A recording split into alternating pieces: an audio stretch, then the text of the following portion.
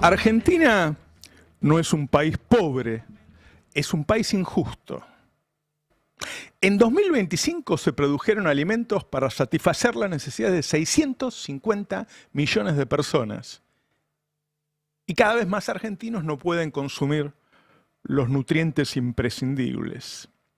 Aún tomando en cuenta los sospechosos datos del INDEC, hay en Argentina más de 3 millones de personas que son indigentes, es decir, que no pueden comer todo lo que necesitan.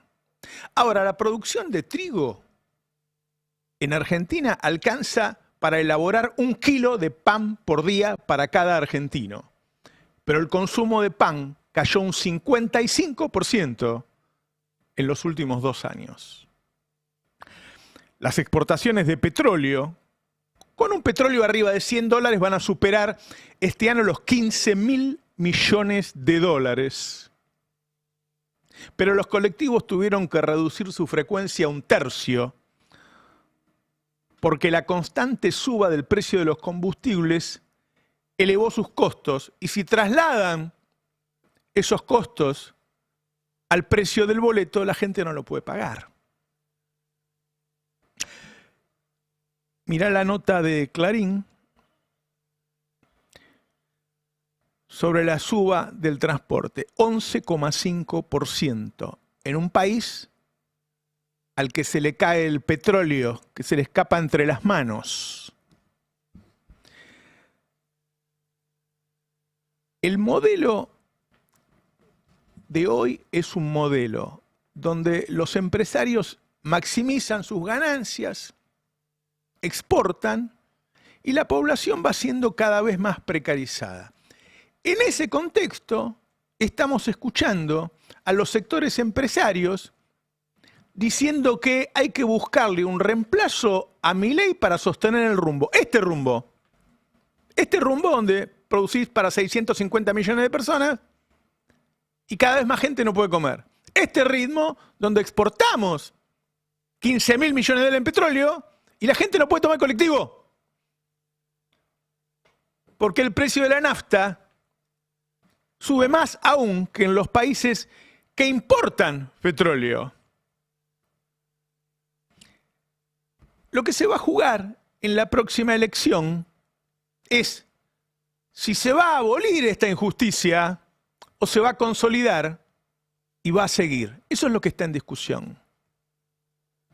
Y lo que está en discusión es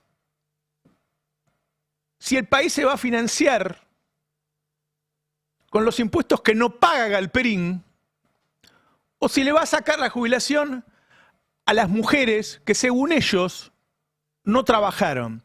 Me parece fantástico que el idiota de Galperín tuitee sus ruines pensamientos. Así abrimos un debate y dejamos de hablar de los viajes de Adorni y hablamos de los viajes de Galperín. Seguro estarán al tanto, pero lo que ocurrió es que aparece un testimonio de una jubilada a la que no le alcanzaba la plata y en un momento le preguntan si trabajó. A ver, ponelo. Cuénteme, ¿cuál es su noticia? Mi noticia, sí, como jubilada no puedo vivir. Bah, sí, claro, me Es la imagino. noticia de todos. La noticia de todos de la mayoría de los jubilados. Los remedios que nos sacaron, Sí. que tendrían que haberlos dejado, porque Sí. no era tanto el remedio que se... Sí. Yo tengo que pagar los remedios, tengo que pagar todo. Sí, y no te alcanza. ¿De qué trabajó? No me gusta pedirle a mis hijos. Claro. ¿De qué trabajaste? No trabajé. Ah, no trabajaste. Yo entiendo que a esta señora la han convencido de que no trabajó. La verdad es que si el marido salía a un empleo de 8 o 9 horas y ella trabajaba, dijo que tenía hijos y criaba a los hijos, es decir, los bañaba, los cambiaba, los llevaba al colegio, los llevaba a jugar y limpiaba la casa y cocinaba y planchaba y lavaba. Ah, ¿no es trabajar eso? Porque en casa lo hace una señora y yo le pago. Tiene un precio eso. Por eso cuando lo haces para otro, lo hizo mi madre y lo hizo mi abuela, te pagan. Entonces, ¿por qué no vale cuando lo haces adentro de la casa? ¿Cuál es el concepto? Bueno, eso es parte de la batalla cultural.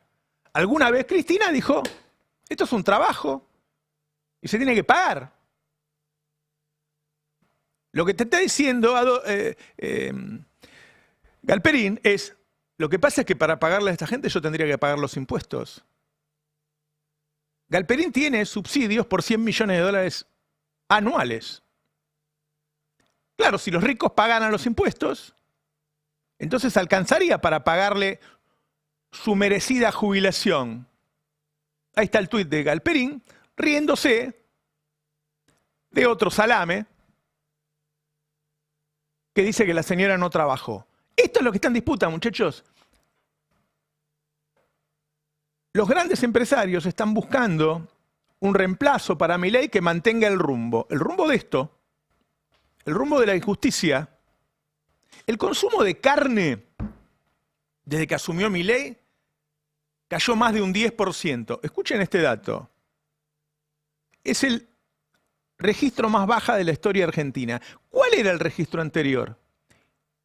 En 1920. Es muy interesante, porque todavía primaba ahí esa generación del 80, en donde, como pone muy bien en su libro de historia, ahí se me va el nombre de nuestro querido compañero que siempre viene a lo de Ari, Felipe Piña, cuando van a hacer un censo para la primera vez en el servicio militar y revisan a los hombres de 20 años, el 41% estaba desnutrido. ¡Desnutrido! Ese era el modelo. Bueno, ahora comemos menos carne que en esa época. La venta de leche cayó 10%, la de leche en polvo cayó 30%, la de flanes y postres cayó un 50%. Con este rumbo que quieren mantener. Mira, actualicé un trabajo en 2002, armamos con Alfredo Zayat en página 12 el mapa de la producción de alimentos en Argentina. En Argentina se producen granos, cereales, oleaginosos, carne vacuna, porcina, ovina, caprina, aves, huevos, hortalizas, frutas, azúcar, miel. Se capturan peces, moluscos y crustáceos. La primera vez que lo hice, producíamos alimentos para 300 millones de personas. Y en ese momento había hambre por la crisis de 2001. Cuando lo hice de vuelta, 2012, 2011, producíamos para 450 millones de personas. Pero Juan Carr, por esos días, había dicho que habíamos llegado al hambre cero. Hoy, con esta nueva cuenta que hice, producimos alimentos para 650 millones de personas. 13 veces la población de la Argentina. Y en Córdoba roban mascotas para comerlas. Hay ferias del trueque en el conurbano bonaerense, donde van tipo 11 de la mañana las amas de casa y dice, yo tengo 1 kilo de harina, te lo cambio por 3 tomates. Y hacen trueque para los insumos del almuerzo. A la noche no cenan. Y producimos para 650. Eso es lo que quieren consolidar. Eso es lo que quieren consolidar. Cuando dicen, estamos buscando un reemplazo, incluso en el peronismo, que mantenga el rumbo. Eso sí, vamos a mantener el rumbo. Este es el rumbo. Placa de ámbito. El 90% de los hogares le quedan 60.000 pesos diarios para cubrir los gastos. Porque eso es, cuando vos pagaste el alquiler, el gas, la luz, las expensas, el transporte, ¿cuánto te queda? Nada te queda. Nada te queda. Es un estudio del Grupo Atenas. Escuchen esta jubilada, más de 80 años y con cáncer, el rumbo que quieren los empresarios argentinos. Mirá. ¿Estás vendiendo golosina? Sí, vendo golosina para ayudarme un poco, que tengo cáncer, estoy enfermita, tengo más de 80 años. ¿Cómo viene la venta? Para mí bien, porque yo soy muy amable y ellos son muy cariñosos conmigo. Entonces tengo, gracias a Dios. ¿Salís todos los días a vender? Todos los días, en la mañana, en la tarde, llueva o no llueva, porque tengo que comer. Bueno, por ahí si Galperín pagara los impuestos, la señora podría estar cuidándose en su casa. Cuando finalizaba el gobierno de Carlos Menem, después de varios años de recesión, los empresarios buscaban a alguien que siguiera el rumbo de Menem. Pero claro, tenías que ser más honesto y más serio. Entonces apareció De la Rúa y dijo, dicen que soy aburrido. De la Rúa decía, yo voy a mantener el rumbo, pero aburrido. Y lo votaron. A los 2 años tuvimos la crisis financiera, económica, política e institucional más grave de la historia. Terminamos con 55% de pobreza, 27% de indigencia, 28% de desempleo, 5 presidentes en una semana. Ese era el modelo. Bueno, hoy es lo mismo. Hoy escuchás que están diciendo, reemplacemos a Milei por alguien honesto y lo nombran a Macri, que hijo de puta. ¿No? O alguien más serio. Brito dicen que es serio y sabe el nombre de los peones, un dato que a mí me parece muy importante. Están buscando a alguien que mantenga el rumbo. Eso es lo que leemos, incluso algunos peronistas, mantener el rumbo. Con este rumbo, en esta guerra, somos uno de los países beneficiados y por eso vamos a exportar tanto. Ahora, ese RIGI, ¿viste eso que sirve para pagar menos impuestos? Cuando se hizo, no se lo puso al petróleo y al gas porque dijeron, si está creciendo como loco y deja mucha guita, ¿para qué le vamos a bajar los impuestos? Bueno, el 18 de febrero salió en el boletín oficial que ahora también los proyectos de petróleo y de gas entran al RIGI, que quiere decir mucho menos impuesto y lo podés liquidar afuera. El otro día contaba Fernando Alonso que incluso ahora que no existe, se están llevando 500 millones de dólares por mes las petroleras. Y acá pagamos la nafta más que en países que no tienen petróleo. El tema de la batalla cultural es que vos naturalizás eso. El petróleo es tuyo, trabajador. En Noruega, los noruegos no solo consideran que es de ellos, sino que es de las próximas generaciones. Claro, estuvo miles de años ahí conformándose ese petróleo. ¿Por qué vas a pensar que es solo tuyo?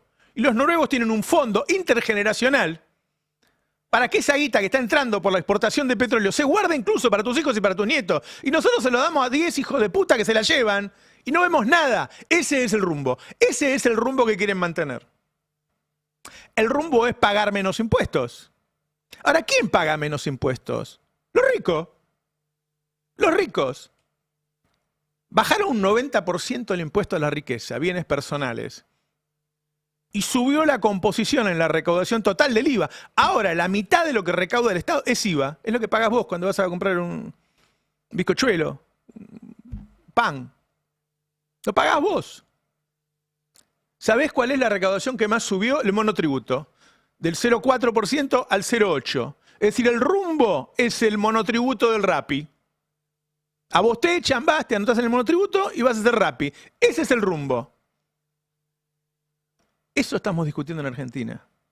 ¿Cómo sigue esto? ¿Cómo sigue? ¿Cuál es el rumbo? En el último cuatrimestre se bajaron 1,5 millones de personas del cable. No pueden ver la tele. Pobre gente. Viaja 1 hora de ida, 1 hora de vuelta. Tiene 2 laburos y cuando llega quiere prender la tele. Aunque sea Pepe Argento tenía la tele. No puede ver la tele. La ocupación hotelera del fin de semana largo fue 37%. 37, muchachos. Cuando terminó el gobierno de Cristina no cabían, tenía que alquilar habitaciones en las casas. Este es el rumbo. Era lo que querían, ¿eh? No sabés cómo se enojaron los antiperonistas cuando los peronistas empezaron a ir a Mar del Plata, allá por el gobierno de Perón. Incluso están diciendo que lo van a mantener por las buenas o por las malas. Rosati, el presidente de la Corte Suprema, que no se ocupa del fondo universitario ni del Andis, dijo que es un delito la emisión espuria de dinero. Le está diciendo al próximo gobierno, ojo, que si te voy a emitir te meto preso. El cuento de la libertad se terminó, muchachos. Esta libertad es la libertad de la esclavitud. Y hay que ir pensando, y que se les haga carne, que un trabajador sin derechos es un esclavo. Un trabajador sin derechos es un esclavo. Si a vos no te alcanza ni para comer, a los esclavos les alcanzaba para comer. En ese contexto se están armando las candidaturas. Hoy el Círculo Rojo dice, la primera reemplazante para Milei es Patricia Bullrich. Es increíble que a los argentinos les encante Patricia Bullrich porque dice que pelea contra la inseguridad. Primero, en Argentina, hace 25 años que están bajando los asesinatos en caso de robo. Desde que asumió Milei, lo que está subiendo es la gente que se quita la vida. Ya se muere 2 veces más gente en Argentina porque se quitan la vida que porque lo matan en un afano. Es decir, es más fácil que te mates vos que te mate otro en Argentina con el gobierno de Milei. ¿Para qué le quieren votar a Patricia Bullrich? Lo que se va a votar, si está Patricia Bullrich de un lado y Kicillof del otro, es si mantenés este rumbo o lo cambiás. Cada uno que diga quiero mantener el rumbo, está diciendo quiero mantener el hambre, está diciendo quiero mantener los privilegios, está diciendo quiero exportar el petróleo y llevármela yo. Está diciendo sí, vamos a producir comida dentro de unos años para 1.000 millones de personas, pero ¿sabes qué? Vos te vas a cagar de hambre. Eso es lo que se discute estos días. No si Adorni cambió por una habitación más o si se va todos los días de vacaciones.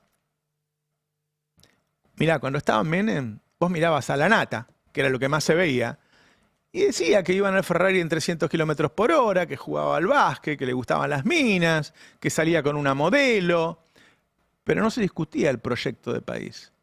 Si se hubiera discutido, no hubieran seguido el rumbo con De la Rúa. Lo que hay que debatir es un proyecto de país. ¿Es un proyecto de país para todos o es un proyecto de país para Galperín, que se va del país para no pagar impuestos? Que es un usurero. O un proyecto de país para esa mujer que tiene cáncer y necesita ir a vender cosas por la calle. Siempre hubo 2 lados, muchachos. Hay gente que representa al campo popular, a los trabajadores, y hay gente que representa a los ricos. Si votás a gente que representa a los ricos, te va a cagar. Te va a cagar. Eso es lo que está pasando ahora. Y cuando te invitan a votar a uno que mantenga el rumbo, pero sea más serio, te están invitando a la continuidad de este proyecto. Buen día. Buen día, Roberto. Buenos ¿Me dejas días. que rescate tu trabajo del 2002, como lo dijiste? Porque en ese momento, digamos, calcula 2002, 2026, ya pasaron 24 años, 25. Y vos lo actualizaste y se duplicó. Se duplicó los alimentos que la Argentina produce. Y la gente no está mejor, no come más. Pese. Entonces, ¿qué es lo que hay ahí? Por eso fue tan extraordinario ese trabajo del 2002, porque es la primera vez que se hacía. No había referencias, esa forma de tratar de entender cómo se distribuye el ingreso, cómo se distribuye la riqueza. Y el concepto tradicional que se enseña en la Facultad de Ciencia Económica y que se instala como sentido de común, que ¿qué es la economía? Es que estudia cómo las personas y las sociedades asignan recursos escasos para satisfacer necesidades ilimitadas. Cosa que es falsa. Te das cuenta que los recursos en Argentina no son escasos. Claro, Y tampoco es ilimitado. ¿Cuánto podés comer? Tenés un margen. O sea que vos fíjate cómo ahí está distorsionado, porque en realidad cuando vos haces ese trabajo, ¿qué es lo que ponés en el centro del debate? Que la economía no es ese análisis tradicional, sino que la economía es un espacio de disputa de poder. Es un espacio de disputa de poder donde se encuentran intereses contrapuestos sobre cómo se distribuye la riqueza, los ingresos. Por eso es tan relevante ese trabajo, porque muestra cómo se distribuyen de una forma tan inequitativa los recursos naturales y los alimentos en Argentina. Yo puse el ejemplo de Noruega por la naturalización que hay acá en Argentina de que las riquezas de hidrocarburos se vayan de esta manera. ¿Cómo puede ser? Ahí está la nota que hicimos en 2012, en marzo de 2012. ¿Cómo pasa el tiempo y se sostienen estas cosas, ¿no? Porque uno ya podría decir, bueno, lo solucionamos, por lo menos comemos todo, después lo otro llévensela, pero por lo menos comemos todo, o por lo menos tenemos gas y combustible para desarrollar el país. Claro, ahí eso es lo que tenemos. Por ejemplo, ahora te sobra gas y petróleo. ¿Y a dónde está? Digamos, o sea que es un recurso no es escaso ahora Claro, en Argentina. claro. Es abundante. Y lo que necesitamos tampoco es infinito. Por eso. ¿Y entonces qué es? No, entonces aparece Ahora, que es... el tema intergeneracional me interesó mucho, porque decís, si hay gas para 200 años, ¿cómo puede ser que se lo vayan a llevar 10 tipos en los próximos 10 o 20 años y nosotros no veamos nada, y mis hijos no vean nada, y mis nietos no vean nada? Si los noruegos pensaron, che, ¿qué hacemos con este petróleo? Y dijeron, no, guardémoslo, o sea, vamos gastando nosotros, porque había distintas opciones que analizaron. Una era bajar los impuestos, porque entraba demasiado dinero. Otra era subir el gasto, y otra era guardarlos para las próximas generaciones. Mirá la cabeza de los noruegos que dijeron, no, queremos un fondo para las nuevas generaciones. Y nosotros acá naturalizamos, y el que dice que está mal es comunista. Claro. Sí, incluso en un país que esto tiene abundancia de gas y sin embargo casi la mitad de los hogares no tienen acceso a gas natural, se manejan por garrafa. Entonces también hay ciertas inequidades más estructurales que vienen de larga data.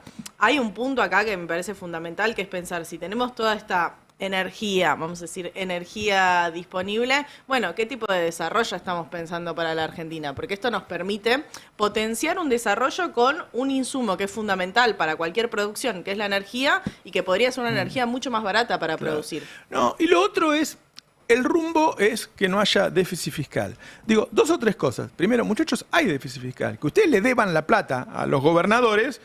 No, mirá, si yo debo plata y digo, bueno, no la pago, entonces me alcanza. Bueno, alguna vez se va a acabar eso. O digo, dejo de hacer obra pública. Bueno, alguna vez la voy a tener que hacer porque las rutas se van a romper. O digo, dejo de comprar vacunas. Bueno, vas a tener una epidemia, está pasando ahora. Entonces, primero, no es cierto. Segundo, es increíble que ahora hasta en el peronismo se han convencido de que un proyecto de país es tener déficit fiscal o no tener déficit fiscal. Digo, lo expliqué el otro día. Cuando se creó el euro, hubo un tratado, se llamó Tratado de Maastricht, donde Alemania le pidió a todos, che, muchachos, yo tengo un 3% de déficit fiscal y ustedes tienen un 5%. Vayamos todos hacia un 3%. Y pactaron eso y se dieron 5 años para llegar a eso, no un mes. Pero a un déficit, no a equilibrio. Quiere decir que no es cierto que lo más importante en un país es no tener déficit. Hay momentos que tenés déficit, hay momentos que no, pero si todo el proyecto del país, en vez de discutir todas estas cosas, discutimos si tenemos déficit o no tenemos déficit, es muy mediocre el debate, muy mediocre. Ahora, pero es igual, cuando yo escucho, dice, no, los peronistas tenemos que decir que nosotros no vamos a tener déficit fiscal. Ese es el 1 a 1. Antes de la rueda decías, tenemos que decir que vamos a mantener el 1 a 1. Ahora, el 1 a 1 de ahora es el déficit fiscal. Además, Roberto, este análisis soslaya la sostenibilidad política de cualquier modelo. Claro, porque ningún modelo, ni el que quieren los empresarios, ni el de este nuevo peronismo, ni se puede Es que sostener... la de la Rúa mostró que no tenía sostenibilidad política, por eso cayó. Y también siempre se centra en el gasto, ¿no? En cómo reducir al Estado para que me dé ese superávit fiscal. No estamos pensando, de nuevo, en cómo generar más ingresos tributarios. De hecho, todo lo contrario, el gobierno se asegura ronda a ronda en cada disminución de impuestos que no vivimos vos y yo, sino que viven los exportadores, que viven los que pagan bienes personales y viven las clases más altas. Bueno, se asegura de tener una caja cada vez más chica. Entonces también es un déficit fiscal que es cada vez más difícil de cumplir. Yo creo que al contrario, el campo popular tiene que salir a decir todo lo contrario. Tiene que salir a decir que su proyecto es antagónico a esto. Pero es antagónico porque necesita recaudar más. Yo creo que hay que recaudar más, y que hay que recaudar más en bienes personales, hay que volver a recaudar en términos de las retenciones, hay que recaudar más las exportaciones de hidrocarburos y con esos ingresos financiar política de equidad. Que si yo me pongo a decir, bueno, ¿de dónde voy a sacar la plata? Lo primero que busco es donde hay plata. Claro. Donde hay capacidad contributiva. Bueno, Sí. la renta petrolera, la renta petrolera es un escándalo. Pero el RIGI lo va, ¿entendés? Es un escándalo. Con el RIGI, si los meten adentro del RIGI, después van a ir al CIADI a reclamarte que le quisiste cobrar más. Claro. Es la trampa que generan, la misma trampa que se generaron en los 90 con los acuerdos bilaterales de inversión, que son 54, que la Argentina de Menem firmó, que quedabas atrapado de precisamente de ir a tribunales internacionales como el CIADI. Claro. Lo que yo digo es que si no tenés un discurso nítido para antagonizar esto, si empezás a decir, bueno, sí, no hay representación política. Eso, no encontró. ¿Viste cuando se dice? Yo no creo que sea así, que lo que pierde Milei no lo gana nadie, porque yo lo veo que Kicillof está subiendo. Pero tiene que haber algo Bueno, lo decía Néstor siempre, hay que ser nítido. ¿Entendés? Yo digo que esos discursos hacen perder nitidez a la representación del campo popular. Eso me parece. Pasa que muchos se creyeron también que la sociedad ya asimiló la idea de que impuesto significa algo malo. Y me parece que también el desafío es explicarle a la sociedad que la gran mayoría no va a quedar afectada por justamente por un aumento de impuestos a aquellos rubros y aquellos aquellas áreas que el gobierno ha bajado y que son donde está la plata. Esto, bueno, bajó los impuestos a los autos de lujo. ¿Cuánta gente puede comprar autos de lujo? También hacerle entender a la gente que, o en todo caso, el proyecto económico o la idea de aumentar la recaudación a través de impuestos no le va a afectar, porque también parece que esa asimilación que se ha tenido y que ha sido un logro del discurso de Milei ha penetrado hondo también y ha penetrado incluso en el propio peronismo, que no se anima a dar este debate. A mí me parecería bien que el peronismo diga, yo voy a bajar la inflación. Eso sí. Ahora, el cómo está en discusión. No puedes ya darle la carta de decir, no, voy a bajar la inflación porque lo que voy a hacer es tener equilibrio fiscal o tener superávit fiscal. Porque ahí ya... Digo, son años que venimos discutiendo estas cosas y se la regalás por el hecho de decir voy a mantener el rumbo. La nitidez tiene que estar acompañada de una gran defensa contra el bombardeo mediático, porque la batalla cultural hay que reconocer que la ganaron, o la están ganando, no vamos a poner definitivo, pero se tienen que preparar, porque lo que le pasó en el gobierno de Cristina, por ejemplo, las cosas que hacían a nivel mediático, era tremendo. Sí. Y sin embargo ellas tenían mucho más gente en la calle, estaba mucho más apoyada. Si alguien ahora sale, yo estoy absolutamente de acuerdo con vos, pero digo, además de la nitidez, tiene que haber un proyecto de defensa importante. Yo creo que no existe eso, que el peronismo no lo piensa. Hay que explicitar las trampas que deja este proyecto político y económico, que no es solamente Milei, es el proyecto político económico. La trampa del déficit fiscal, la trampa de la deuda con el Fondo Monetario Internacional, la trampa de que las grandes inversiones pueden hacer lo que quiera y se llevan todos los dólares al exterior, la trampa que no le podés aplicar impuestos, porque es así, digamos, teóricamente a las petroleras, a partir de la ley Bases, dentro de la ley Bases, hay todo un amplio capítulo vinculado con la regulación en el mercado de hidrocarburos, donde no le puedes subir las retenciones. Bueno, entonces, todas esas trampas, pero ¿por qué hay que explicitarlas? Porque en los primeros 10 días tenés que tener una batería de leyes que te voltee todo y que después, bueno, sea parte de la discusión de judicial, también. Bueno, no voy a empezar a decir, tenés que barrer con la corte, con todo, para que en última instancia te convalide lo que querés cambiar. Pero porque si no, caes en la trampa que como ves precisamente va a ser de la Rúa. El que sigue, algún tipo de asociación, veremos quién puede ser, si no va a ser de la Rúa, no que seguramente va a ser de la Rúa, si no haces nada. Claro. No, el tema judicial a mí me parece que no te van a dejar gobernar, no te van a dejar gobernar. Ese es el asunto. Tiene que haber un amplio respaldo popular mínimo como contrapartida para poder avanzar con las distintas reformas. Ahora, también la pregunta por ahí no es déficit fiscal sí o no, sino cuál superávit fiscal o en base a qué. Bueno, ¿quién paga impuestos? ¿Cómo se recauda y cómo se gasta? Me parece más relevante. Discúlpame, Néstor, tuvo superávit fiscal, pero porque fue parte de un ciclo económico. Vos tenés que entender el tema fiscal dentro de ciclos económicos. ¿Cuál fue ese ciclo económico? De muy fuerte recuperación de la economía después del estallido de la convertibilidad, un incremento de la recaudación vinculado al crecimiento económico, a lo que se le sumó una mejora de los precios de las materias primas, fundamentalmente de la soja, que junto con las retenciones te permitía tener esos ingresos adicionales. Entonces ahí es donde tuviste superávit fiscal, porque viste que sector del peronismo dice, bueno, hay que volver al superávit fiscal de Néstor Kirchner. Mirá, el superávit de Néstor Kirchner se explica precisamente por un momento de ese ciclo económico. En todo caso, tenés que pensar cómo lograr equilibrio fiscal con el ciclo económico que te va a tocar a partir del 2028 y en todo caso por ahí no va a ser las mismas condiciones. Entonces por ahí vas a tener que cobrar impuestos adicionales, reestructurar esa estructura tributaria. Hay algo desde lo político que es importante, el tema de la explicitación de todo esto, que es que la explicitación también te permite la lectura política de que hay legitimidad si vos ganás las elecciones para hacer Esto o lo que, por ejemplo, el peronismo va a tener que abordar, que es cuál va a ser su relación con la justicia. ¿Cuál va a ser su relación con la Corte Suprema de Justicia, con los tribunales, con la Cámara de Casación Federal Penal? Que ya, bueno, en el gobierno de Alberto hubo una timidez sobre el tema justamente de esa relación. Pero justamente lo que te sirve explicitar antes de una campaña electoral o en una campaña electoral es que después para tomar las decisiones supuestamente estás legitimado porque justamente tomaste eso como eje. El peronismo tiene que empezar a discutir estas cosas, no solamente desde lo económico, sino también la relación con distintas instituciones. Y me parece que aflojar un poco con la apasionante discusión sobre si un gobernador es agradecido o es desagradecido. Digo, hay una cosa, me parece que va a necesitar sí o sí volver a acercarse a los problemas de la gente. Sí. El parecido con De la Rúa me preocupa. ¿Viste que recién dijimos, bueno, esta nota la escribimos hace 25 años y ahora se repite? Lo de la Rúa también fue en el año 2000, digo, hace 25 años. Sí. Y otra vez se hace lo mismo. Otra vez mantengamos el rumbo. Otra vez el problema es la corrupción o si anda en Ferrari, ¿no?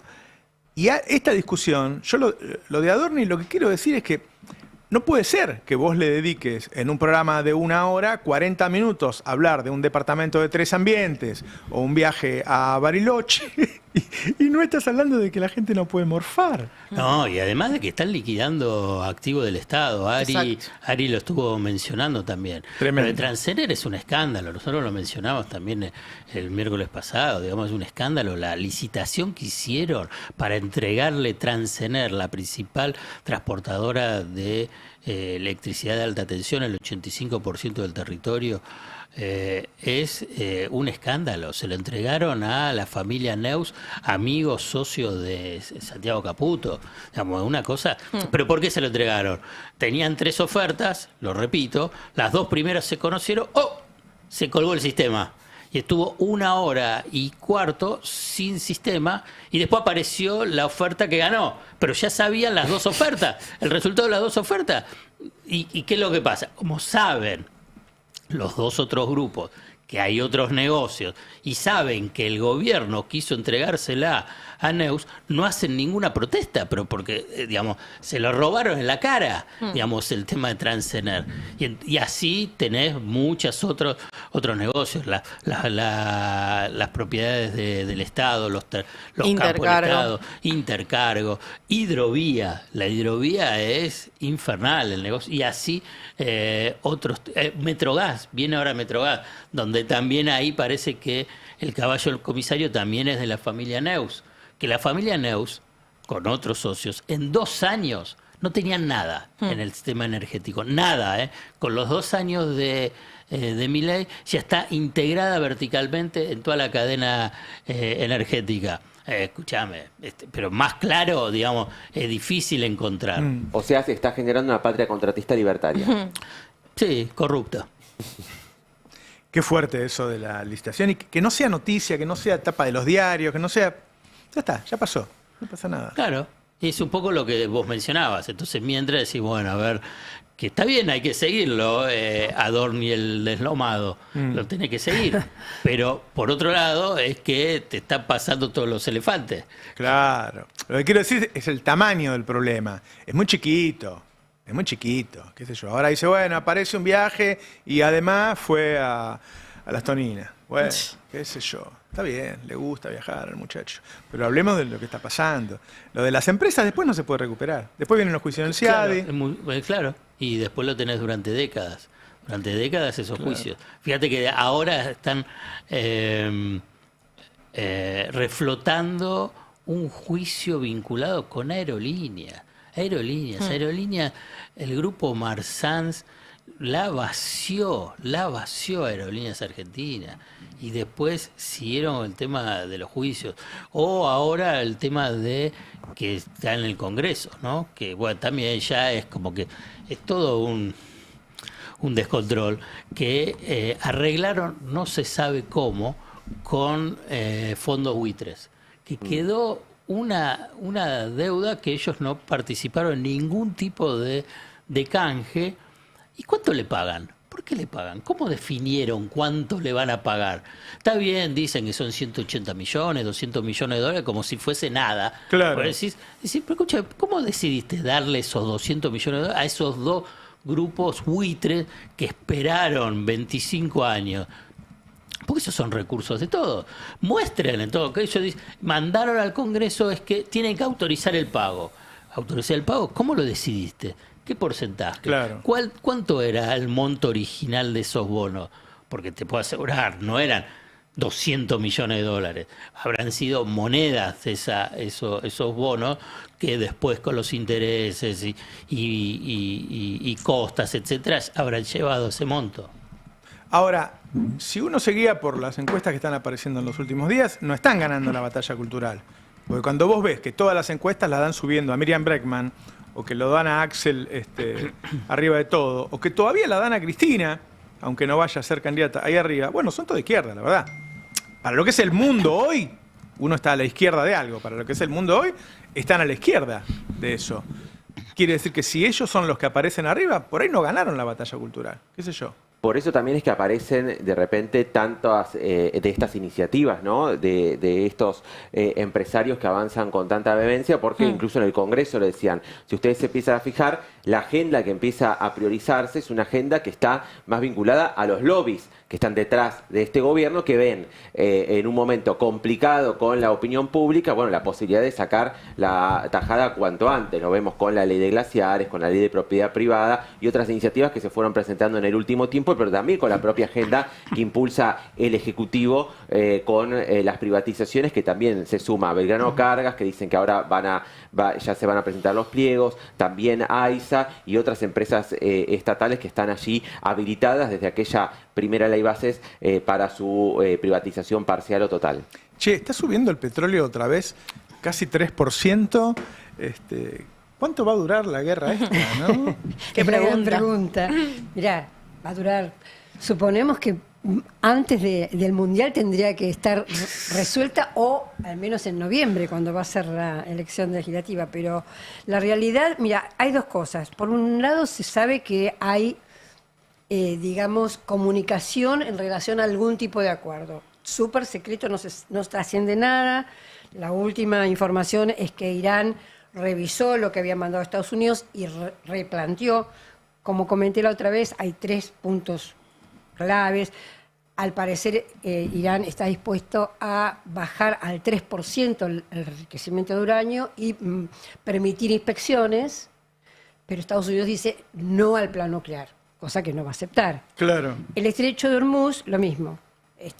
Irán dice, es mis aguas territoriales, quiero plantear, por supuesto que pase todo el mundo, pero plantear algún tipo de peaje, etc. Estados Unidos dice no. Ese es un problema que antes no existía.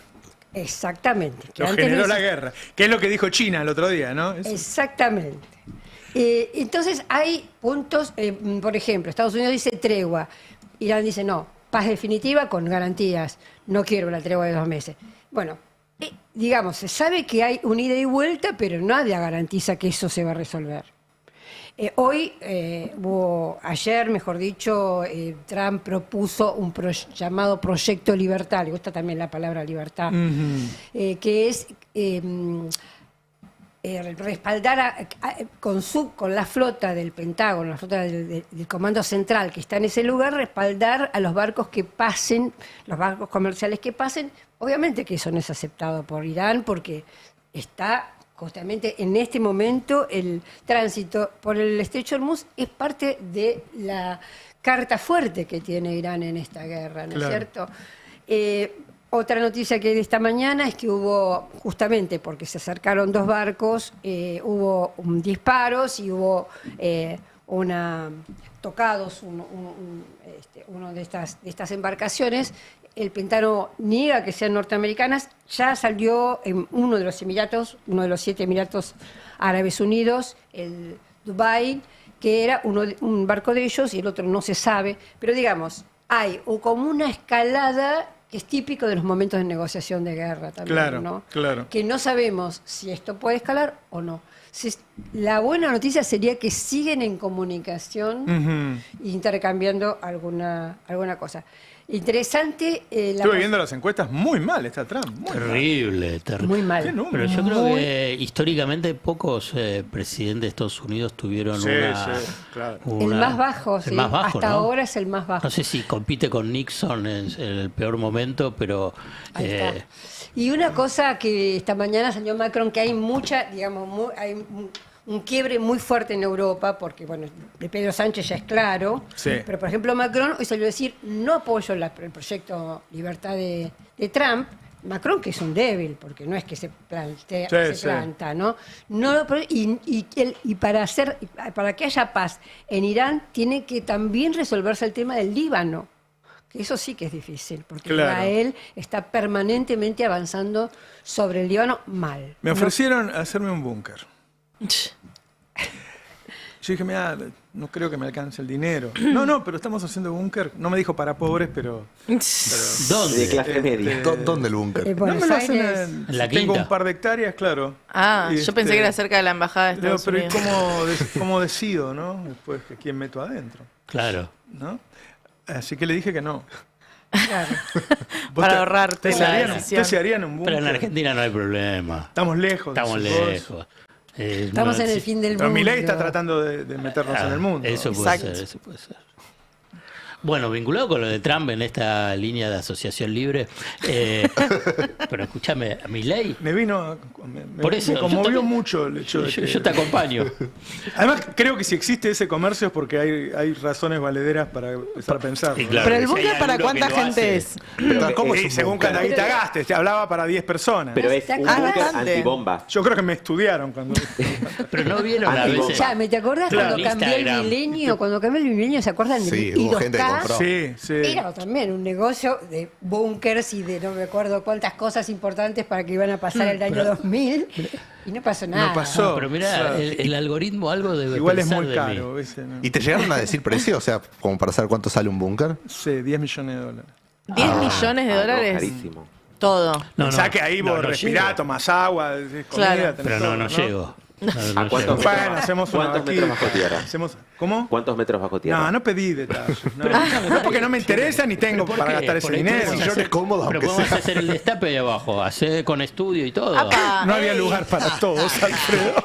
Y bueno, viste cómo es Argentinos cuando boludos. Argentinos boludos. Trump. Ey, ey, ey. ¿Cómo andas, Roberto mira, Navarro? Trump. Escúchame, Donald, ¿me hago el búnker? ¿Qué búnker querés hacer? Déjense de romper las bolas. Después salís y no hay nadie, ¿viste? Ahora, si quieren hacer un búnker, no se lo hagan porque se los vuelo en 2 minutos. 2 minitas. 2 2 minutos, no 2 minutos. minutos, yeah, es lo mismo. ¿Qué quieren hacer el búnker del sur? Aras del búnker. Está buena esa. Por favor, argentinos boludos. ¿Cómo andan? ¿Quieren petróleo? Tenemos. Tenemos petróleo, claro. Vengan a buscar de mi manguera. No. Tenían petróleo. Che, Cande, a ver. Tenían. Cande. Escuchame. No, No Cande, tengo un búnker, ¿eh? Cande mientras no sea pelado. Hola, Candy. Ay, hola. Candle in the wind. Like the song of Elton John. How are you, Candy? ¿Cómo estás? Hay que ver cómo está la cabellera si se peina para atrás. Oh, yeah. I'm not a pelado. Don't busking me. You are busking me. No. I have bombs. Yo tengo bombas. Ok, ¿cómo se dice? No se acomodan las medias, que es fotocarnet. Un segundo. Felicitaciones por culo pinto. Culo. Culo pinto, great pintor. Un segundo, excuse me, sir. Yes, the red, el rojo es la bomba atómica y el verde es para llamar al mozo. Es al revés. ¡Es al revés! Okay, not the red. Rojo no, perfect. Rojo no. Okay, no se olviden, Navarro, Sí. su país es mío. See you soon, motherfuckers. Goodbye. Chao. ¿Es posible que hoy los iraníes sean los que menos quieren arreglar? No, me parece que no, porque ¿No? la verdad es que en esta... Pero Trump parece bastante desesperado por arreglar. Eso sí, pero Ah. no quiere decir que Irán sea menos. Ah. Digamos. el que está más... es interesante porque la trampa en la que está Donald Trump es que por un lado está desesperado, y esto ya lo admiten hasta los propios analistas norteamericanos, pero al mismo tiempo tiene como obviamente, por ser presidente del imperio, la noción de paz hegemónica o de paz dominante. Es decir, quiere una paz al estilo dominante, y eso no es posible en este momento. Es decir, todavía, si bien entiende que Estados Unidos está en declinación, todavía no tiene como la captación de que tiene que ceder, no quiere ceder, no siente que el imperio pueda ceder, y ese es la gran traba para... Ahora, el tema es que cuanto más dure, más tiempo va a haber recesión e inflación. Digo, se va consolidando eso. Absolutamente. Y eso no sabe, digamos, y además consolidando la imposibilidad de una paz. Digo, porque a él le va a jugar también, o sea, la recesión lo perjudica políticamente como lo va a perjudicar a Milei, claramente. Absolutamente, y además, digamos, tanto Rusia como China vienen escalando un poco las presiones. Hoy China hizo algo que me parece fantástico, bueno, yo no sé mucho de economía, pero los chicos sí.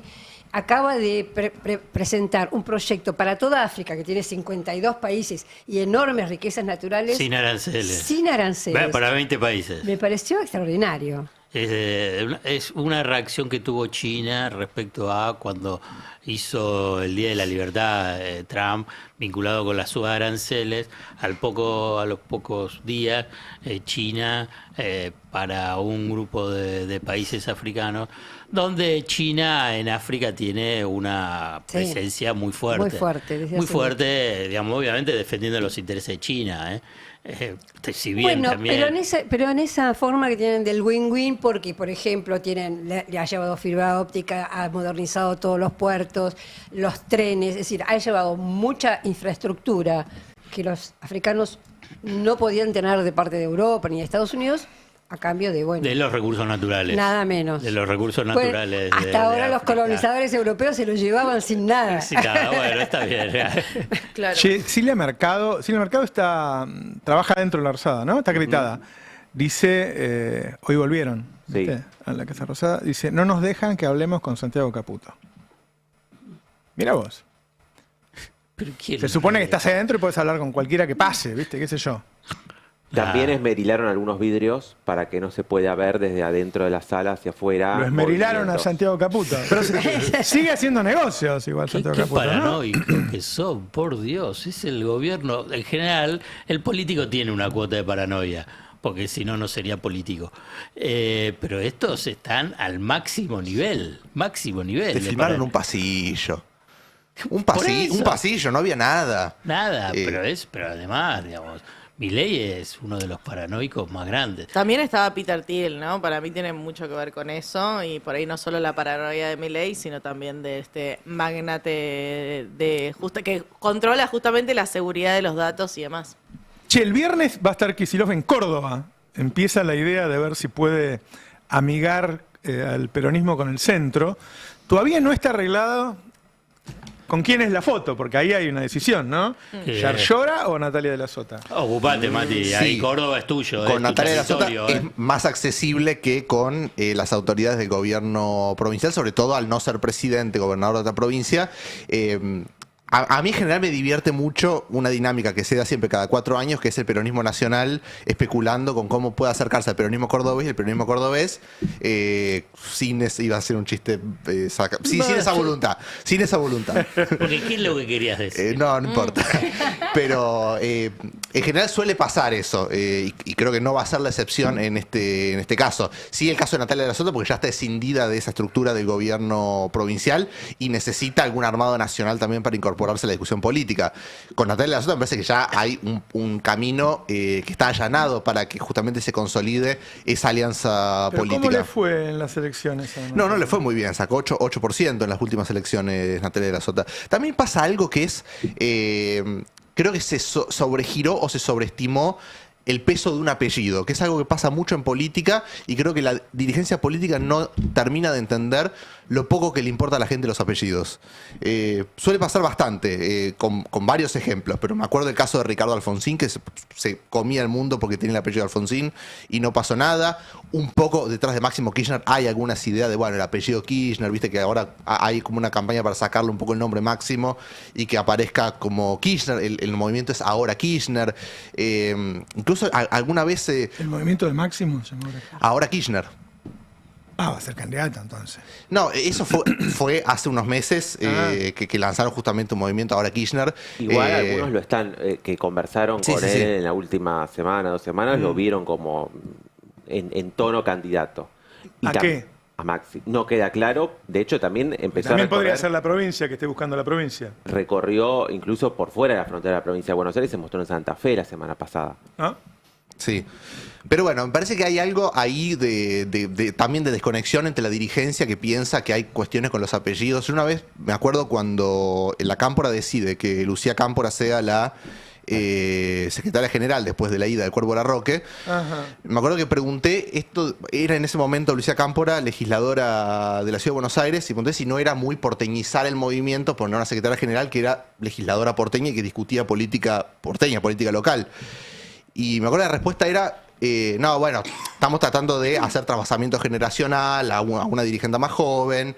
Y aparte, el apellido Cámpora pesa. ¿Es familiar de sí, tío? Pero eso, digo, el apellido Cámpora pesa. ¿Cuánto? Digo, me parece que ahí está la desconexión, como cuánto pesa. Digo, bueno, en el micromundo solamente, en el micromundo de la política. Sí, pero tienen muchos a eso. Digo, en Córdoba había la idea de que como Natalia de la Sota es apellido de la Sota y le iba a ir mejor.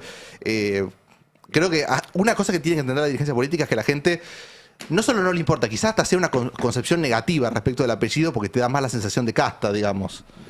Pero bueno, es un poco, me parece que gran parte de la especulación que se generó antes, más allá de que es una dirigente, digo, inteligentísima y con mucha preparación y con mucha noción de lo que es Córdoba. Y que en el Estaba pensando, Alfonsín tuvo un vicepresidente cordobés. Víctor Martínez. Víctor Martínez, que a la media hora que asumió ya le estaba comiendo. Sí. Era conservador, digamos, dentro de lo que era dentro del radicalismo. Alfonsín sería una línea progre y Víctor Martínez más conservador. Pero me parece que es interesante. Convivieron, finalmente. Sí, es interesante la idea de incorporar Córdoba a un armado nacional en términos de lo que podría llegar a ser una candidatura a vicepresidenta de Natalia de la Sota. Lo que sí me parece que la ilusión de que con eso ganas Córdoba o vas a tener un mejor resultado en Córdoba, yo por lo menos no la veo. Claro. Me parece que hay... Bueno, es eso, es... ¿Pero ustedes quieren ser una república independiente? No queremos ser una república independiente. No, para saber, digamos, sí. Depende a quién le preguntes. ¿Sos como el embajador de Córdoba acá? No, para nada. Para nada. No hay otros cordobeses. ¿A dónde hay otros cordobeses? Hay otros cordobeses. ¿Acá, en los medios? Sí. Pablo Rossi, Leuco. ¿Querés más? ¿Querés más? Periodistas. Sos malo, Le estoy preguntando bien. No soy embajador para nada. Pienso distinto del 70% de mi provincia, digamos. Es difícil ser embajador. Pero no, igualmente parece que hay una dinámica que...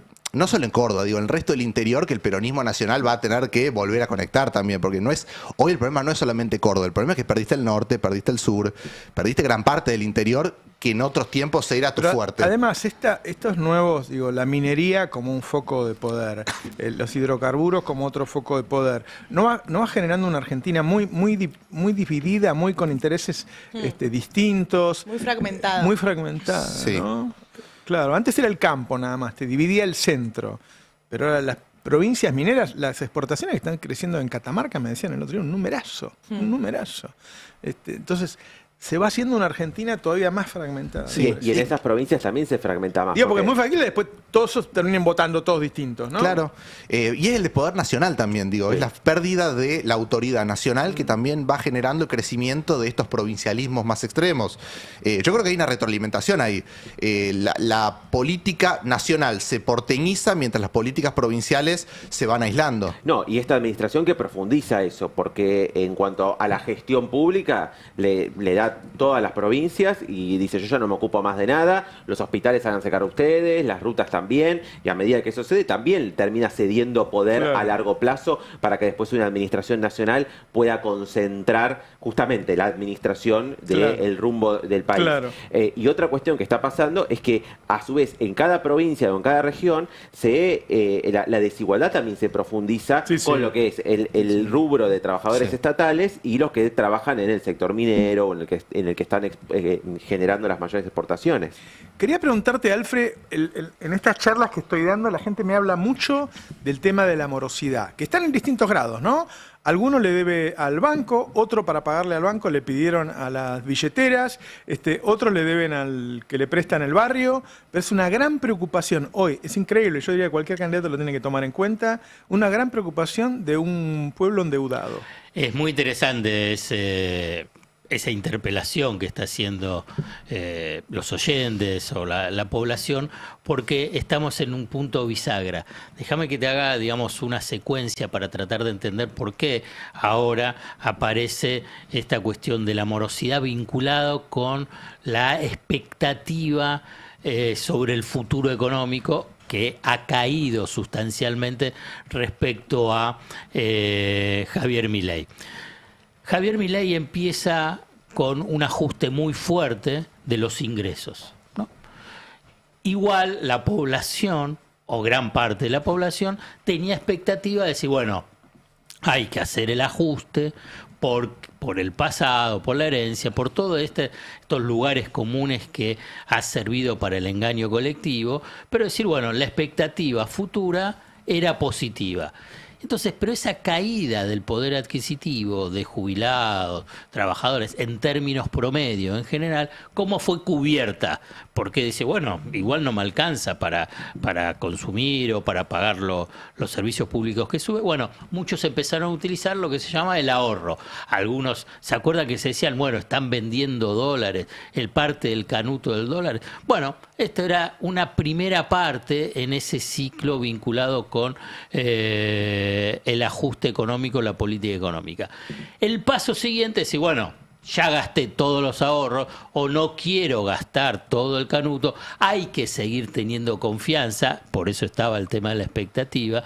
Ya bueno, saco un crédito, saco créditos personales en el banco o financio con la tarjeta de crédito. Bueno, es lo que fue ese 2024, fin del 2024, comienzo del 2025.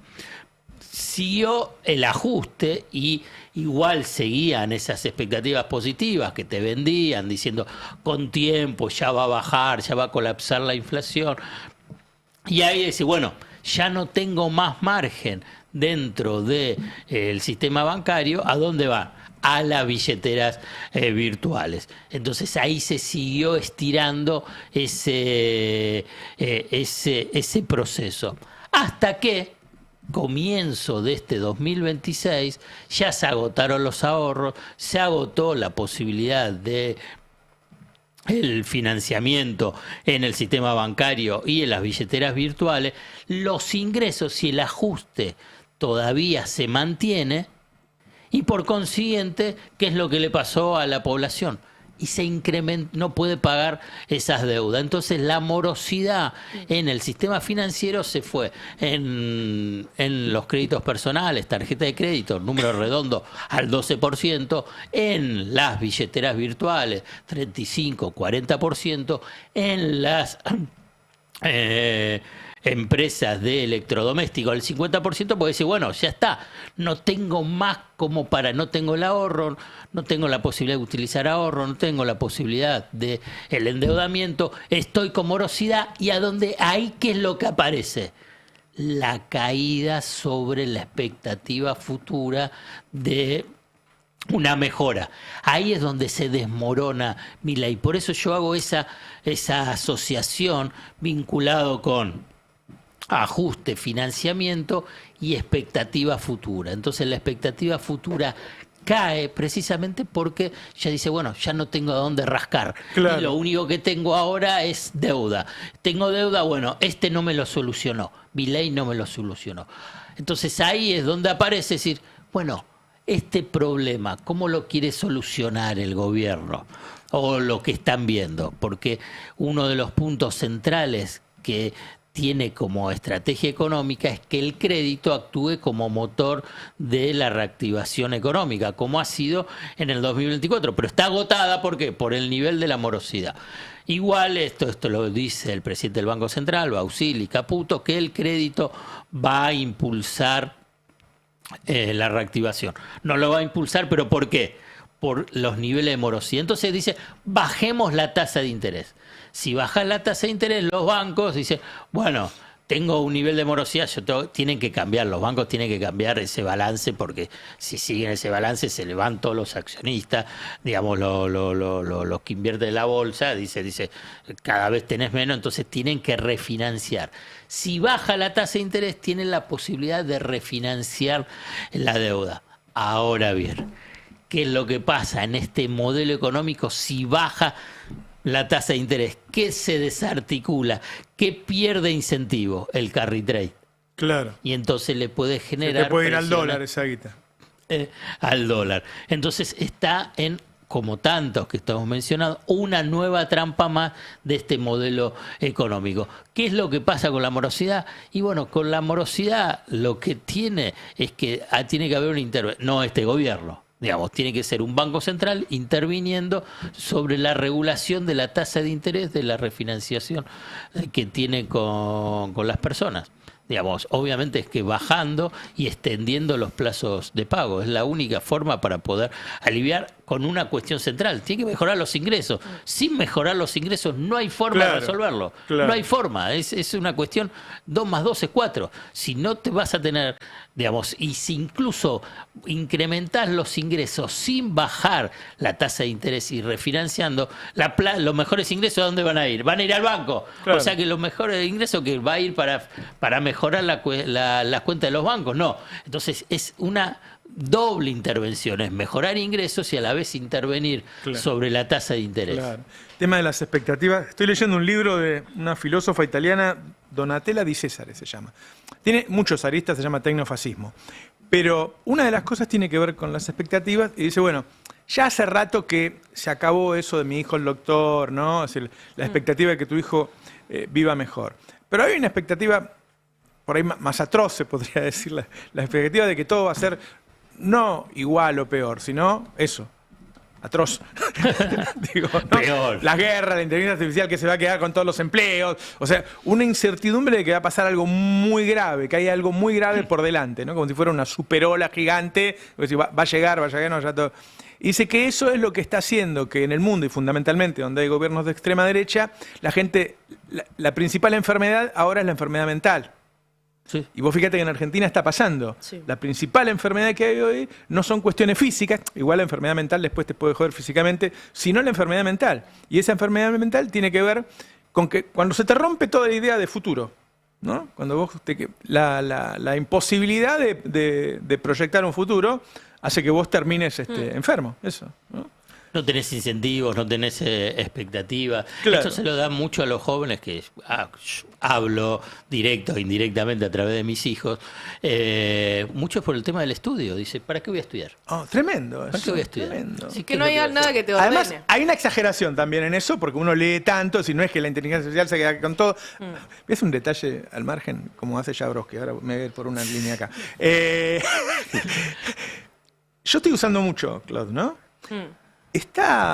Toma las notas de los medios de comunicación. Entonces tiene una carga ideológica de esos medios de comunicación que no es un pensamiento de la IA, es lo que piensa Infobae. Claro. Tiene un sesgo, no es el pensamiento propio de la IA. Viste que abajo dice, vos buscás y de dónde tomó la información.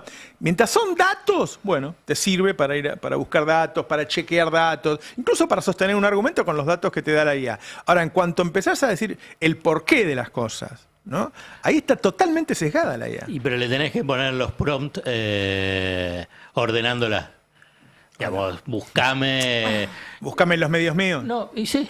Claro, definir un poco más el universo donde está buscando. Claro, lo que vos querés, porque si no, ese es lo que vos decís, te va el sesgo de la derecha, la centroderecha, entonces vos decís, qué sé yo. Tampoco quiero que piense como yo. Puede ser, qué sé yo. ¿Por qué no? ¿Por qué no? ¿Por qué no? Sí que sí, claro que sí. A ver, inteligencia artificial, pensá como nosotros, como el destape. Sí. A ver, andá por todo el mundo. Cada vez hay más necesidad de la confirmación del sesgo, ¿no? Sí. Es muy fuerte. No solo en el público, nosotros por ahí estamos hablando desde el lugar de gente que le habla a un público que espera que le digan las cosas que piensa. Pero también me pasa con mis relaciones de amistad, qué sé yo. Yo veo cómo le va cambiando la cara cuando le voy diciendo algo que no... Lo veo sufrir a mi amigo. Cuando digo algo que es contrario a su pensamiento. Mi amigo no era así.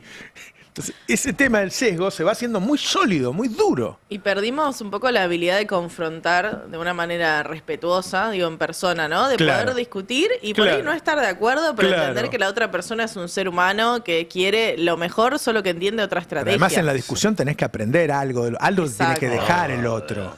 Sí, depende con quién discutas también, ¿no? Bueno, mis amigos no son... Bueno, tontos. no tontos. No me refería a una cuestión de elitismo de conocimiento, sino que hay gente también que es medio fascista. Y en eso, qué sé yo, a veces... A mí me pasa con familiares que yo ya sé que... Y bueno, ya sé qué me vas a decir. Y ahí uno dice, bueno, no sé si aprendo tanto, pero por lo menos podés discutir. Y que más allá, digo, no sé... Y si es mi tío, yo lo voy a querer igual. Aunque sea un facho, y es un facho desde que yo tengo recuerdo. O sea, no es que cambió ahora con mi ley. Siempre fue así. Yo estoy de acuerdo. Yo estoy de acuerdo. No, pero te explico qué tal. ¿Qué es el Buen Babi? día, como todos tenemos un Babi en la familia, ¿no? Y sí, es cierto. Escuchame, bueno, Y más cuando se emborracha el Babi en la familia. es que siempre lo mismo, siempre uno arranca diciendo, esto no tiene solución. Sí. Siempre se arranca así, ¿viste? El problema de la gente es porque este país es hermoso. Tiene los 4 climas, tirás una semilla y crece. Y el problema no es la gente es buena y trabajadora, el problema es el país. Estamos en el culo del mundo. Hay provincias inviables. Por ejemplo, Córdoba. No, ¿cómo te va, Moisés? Escuchame. No, yo amo a los cordobeses, pero no a Córdoba. El problema... Claro, Carlos Paz, qué mierda. Para empezar, ¿quién era Carlos Paz? ¿Quién era el Manco Paz? El fundador de Carlos Paz. Claro. Bueno, y dejate de joder. Y mi abuelito fundó también Génova. Pero el reloj cucú. Claro, El reloj cucú, qué invento El laberinto de al los pedo. cocos. Chicos, llevan jubilado a ver al reloj cucú. Son unos hijos de puta. No, te voy a decir más. Córdoba, Una por hora ejemplo, esperando que salga ese bicho de mierda. ya sabés que el viejo se caga de frío. Se caga así, directamente. No, hay una estadística que muere un jubilado cada 10 cucú. Encima es un lugar que no puedo estacionar ahí, ¿viste? Es una No, mierda. no. Yo tenía un divertimento, yo soy de Carlos Paz, y tenía un divertimento que era ir a la hora de, o cuando pasaba cerca de la hora que salía el cucú, ver la cara de decepción de la gente Eso. que iba por Una primera vez. poronga, Claro. un pájaro que le faltaba el ojo, que lo había choreado, el ala rota. Encima te ponen Carlos Paz como si fuese Hollywood, ¿viste? Te ponen en la montaña, Carlos Paz, le falta la C, la E. Se chorean todo. No, y escúchame, te voy a decir algo. El culo del mundo y encima tenemos Córdoba. Cuando no está inundada hay sequía, cuando hay sequía no está inundada. ¿Cómo haces crecer una semilla ahí? Yo los quiero mucho los cordobeses, pero ellos quieren ser porteños, ¿viste? Hace mucho que no vas a Quequén, Babi. Quequén, no, hace mucho que no hay un viento que te vuela el ojete, Quequén. Vos sabés que Quequén es fantástico. Yo tengo un amigo que fue a Quequén y a los 10 minutos estaba en Miramar. Porque el viento, o sea, viajás gratis. Es buenísimo. Porque vas a Quequén y terminás en Mar del Plata. Te voy a decir algo. A este país lo único que nos salva son los argentinos. Porque tenemos que aprender también de los bolivianos y los paraguayos. Ellos trabajan, el problema es que nadie paga impuestos, por eso la salud pública es un desastre. Vienen los bolivianos y los paraguayos a atenderse, todo de arriba. Llegan sin dientes y se van con la sonrisa de Luis Miguel. Después lo hablamos. Chao, chicos, que tengan buen día. Está dando la conferencia Manuel Adorni en este momento. Empezó hablando de por qué habían cerrado y de los espías y qué sé yo. No sé si va a contestar preguntas. Pregúntenle a Johnny, alguno que le escriba. ¿Estás Lucky? ¿Lo echamos a Johnny? ¿Qué pasó con Johnny? Es peor, es Lucky lo volvió loco a Adorni. Van a pedir a Johnny. Le mandamos a Snooki para que extrañen a Johnny. Claro. Una estrategia. La estrategia Navarro. Bueno, claro, es la cabra. ¿Lo sabes el chiste de la cabra? No, a ver, contalo. ¿No? ¿Quieren que lo cuente en serio? Sí. Mira, pues, ¿lo podés contar frente a Cande? Sí. Bueno. ¿Se puede decir la palabra viejo? Sí. Pobre. Sí, bueno. Cabra. Bueno. Yo no sé qué se puede decir y qué no. La otra vez llamé a la casa para preguntar. Y mandó gol. Entendió de la telefonía básica. ¿Qué querés, Roberto? Le digo, ¿puedo decir tal cosa? A ver. Muy bien. Iban dos gordas, un pelado y un negro caminando. ¡Madre! Bueno, no lo voy a contar. No, contalo. No, sí. Aprendemos así en la No, marcha. pero vos me censurás. No te censuro, Aprendemos contalo. quiere decir aprendés. Que yo Todos aprenda. aprendemos. Todos. No, Todas. no seas todes. condescendiente conmigo. Yo también aprendo. Todos aprendemos ¿Qué día a aprendiste día. de mí? Un montón de cosas, A ver, Roberto. una, Estoy decí hace una. más de 2 años acá. Una, sí. ¿Ves que lo decías por ser condescendiente conmigo? Te agarré, No, te obvio que agarré. aprendí un montón de cosas No te del pongas oficio del colorada. periodismo, Roberto. ¿De Me mí? pongo colorada. Me estás poniendo colorada. Esto no está bien. Esto que estás haciendo no está bien. ¿Ves? Ahí está. Ahora me reta mi hija otra vez. Flor, es ella la que me busca. Contá el chiste ahora. Va un tipo, Sí. vive con la suegra, la mujer, la suegra, el suegro y 22 hijos. Upa. En una casa chiquita. Y era un quilombo. El tipo se estaba volviendo loco, no podía vivir. Viste, los chicos se le subían encima, gritaban, se peleaban, qué sé yo. El tipo va a hablar con el rabino. Le dice, mire, rabino, no doy más. No sé si me voy a morir o voy a matar a alguno, estoy desesperado, pero ¿qué te pasa? Y dice, bueno, vivo con mi esposa, mi suegro, qué sé yo, 22 hijos, mi casa es un quilombo, ¿qué hago? Agarra el rabino una cabra y dice, toma, lleva esta cabra y llévala a tu casa. ¿Y que la cabra me va a solucionar el problema? Lleva la cabra. El tipo va, lleva la cabra. Encima de todo el quilombo que tenía la cabra. Que gritaba, se cagaba, era un quilombo, era un caos horrible. Eso. A la semana va y dice, escúcheme, rabino, ¿qué me hizo? Me sumó la cabra, yo me voy a matar. Esperá, hijo, dice, ahora dame la cabra, trae la cabra. Claro, el tipo volvió y no estaba la cabra. Todo estaba mejor. Gracias, rabino. A la normalidad. Entonces vos cuando tenés mucho quilombo tenés Está que bien. meter una cabra en tu vida. En la parte de la- ¿Aprendiste algo? Sí, que es raro igual el consejo, ¿no? Mira, era un rabino, hablalo con Alfredo. Yo de rabino no sé nada. Yo lo único que digo es que después de este espacio de humor, le bajás el sueldo a Pesky. A ese pelotudo echalo. Bueno, hacé tu trabajo, Cande. Mi trabajo tiene que ver con seguir la evolución, en este caso, de lo que fue el consumo durante este fin de semana largo, porque fue el Día del Trabajador el viernes, y lo tenemos en la placa 2, el resumen, el balance de lo que fue este fin de semana. Obviamente que en este contexto, en esta economía recesiva, cada fin de semana sirve un poco como, medidor, como para seguir la temperatura de cómo está siendo el consumo de las y los argentinos. Lo que vemos es que fue un fin de semana donde se movió menos gente, un 8% menos de personas que el año anterior, pero también las estadías que cumplieron fueron más cortas. Fueron en promedio de 2 días, más allá de que el fin de semana largo era de 3 días. Bueno, evidentemente el bolsillo dio para 2 días, y también hubo una caída que me parece lo más fuerte del gasto total, una caída de casi el 33% en términos reales en relación al mismo fin de semana largo en el 2025. Es un montón, una caída del 33% es un montón. Es una caída muy importante. Obviamente se compara con el mismo fin de semana, porque escuchaba a algunos que decían, bueno, pero hacía frío. Bueno, también hacía frío el año pasado. Hay que digo. cambiar, ya no hay que decir que es gasolero, porque ya el gasol es caro. No sé cómo le podemos decir ya esto. Hay que inventar una nueva palabra ahora. Sí. Pero bueno, tiene que ver obviamente con qué está pasando con el turismo interno. Obviamente la mayoría de estas personas viajaron cortas distancias por este fin de semana más largo. hay una estadía más corta. De todas maneras, si uno compara con años anteriores, no es que sea un fin de semana donde se mueva particularmente muchísima gente, porque suele ser un fin de largo de 3 días, no es los largos de 5 o 6 días, donde, bueno, ahí evidentemente se mueven más personas a lo largo y ancho de la Argentina, pero sí llama la atención esa caída del 33% en el gasto total y con destinos que tuvieron ocupación hotelera muy, muy baja. Digo, también hubo un movimiento ahí gasolero también en no gastar en hospedajes y en tener al fin y al cabo 2 días más allá de la posibilidad de los 3.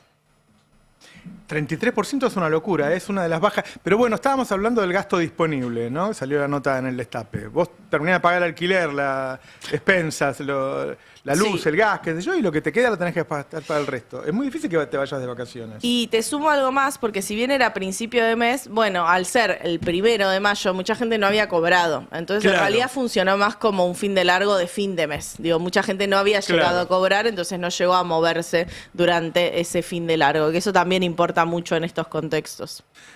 Dice Adorni que necesitamos recomponer el vínculo sagrado de empresa y trabajador. Me preocupa la palabra sagrado en esa relación, pero Sí. bueno.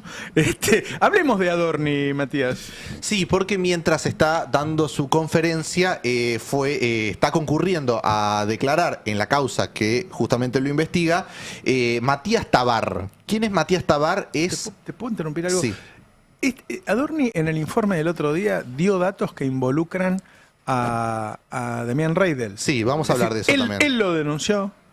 Sí, no lo denunció, presentó el informe de gestión justamente en lo que respecta a Nucleoeléctrica y ahí algunos... Parece un mensaje mafioso. Claro, algunos diputados encontraron algunas cosas que llaman la atención sobre Ahora, eso, sí. el informe tiene la firma de Adorni porque sale de la oficina de la jefatura de gabinete, pero en el entorno de Reibel dicen que es la mano de Santiago Caputo la que está atrás.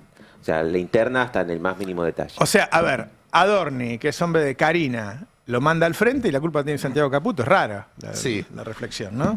Bueno, básicamente lo que encontraron en ese informe sobre la cuestión de Nucleoeléctrica es gastos con tarjetas corporativas de Nucleoeléctrica como empresa, gastos que no tienen que ver con la tarea, o por lo menos a priori no tienen que ver con la tarea justamente de una empresa de energía nuclear. Claro. Gastos en free shops de aeropuertos, tanto en Ezeiza como en el extranjero. En los duty free, por ejemplo, gastos por casi $6.000 y más de $1 millón realizados con distintas tarjetas. Hay algunos, la mayoría son en Ezeiza, pero hay algunos, por ejemplo, en Corea del Sur, en Alemania, en Austria y en Italia. Esas tarjetas se dan cuando uno tiene una empresa y se la da a los ejecutivos para que haga gastos que tengan relación con el trabajo de la empresa. Puede invitar a comer a otro empresario, cosas por el estilo. No comprarse cosas Claro. en free shop. En el free shop. Sí, hay gastos en discotecas Amadis SL y en el pub El Pirata de Madrid. ¡El pirata de la... Que vos somos los piratas. Necesitan una cande que les diga no da, chicos. Claro, gastos en... Todo el mundo necesita una cande. Sí. Hay un gasto en peluquería también. En una peluquería de Madrid. Son gastos pequeños, obviamente, $22, pero hechos con estas tarjetas. Que encima son, lo que dice el informe, que son 100 tarjetas las que tiene justamente disponible la empresa Nucleoeléctrica y no se puede trazar cuál es justamente la que hizo cada Claro. gasto. Con lo cual puede ser cualquiera. Por eso hay una denuncia penal que ahora fue presentada contra Reidel, contra Luis Caputo, porque el Ministerio de Economía justamente es quien está a cargo del área, Claro. y contra Manuel Adorni como jefe de gabinete, porque no se puede determinar, o sea, lo va a tener que determinar el propio gobierno si quiere deslindar Más responsabilidades. casta no se puede, ¿no? Claro. Más casta no se puede. A mí me parece que sobrepasa la casta, que los políticos no hacen esas boludeces. Parece que lo pasa todavía. Hay algo de nuevo rico también. Sí. En todo esto, sí. Lo de Adorni es esos 4 chabones que fueron asaltados en un banco y dijeron, en un año no gastamos nada. Sí, tranquilo, no. Sale de ahí y se compra una Ferrari. Tipo. Claro. Demian Reidel era el que estaba escribiendo Sí. El premio Nobel. Es que iba a ganar el premio Nobel. El premio Nobel, modificando la ley universal de la economía. Claro, exactamente. Ajá. Parece que pinchó eso porque ya quedó afuera del gobierno. No sé si sigue escribiendo, pero supuestamente quedó todo medio mal con el Porque él es entorno presidente, él es el Milei. presidente Nucleoeléctrica. Era el presidente, salió. No, por claro. eso en ese momento, o sea, el responsable es él. Claro, el responsable es él, por eso es quien ha sido denunciado penalmente. Hay gastos también, por ejemplo, en servicios de playa. En Valencia. Esto No es se privó de nada. del 2025.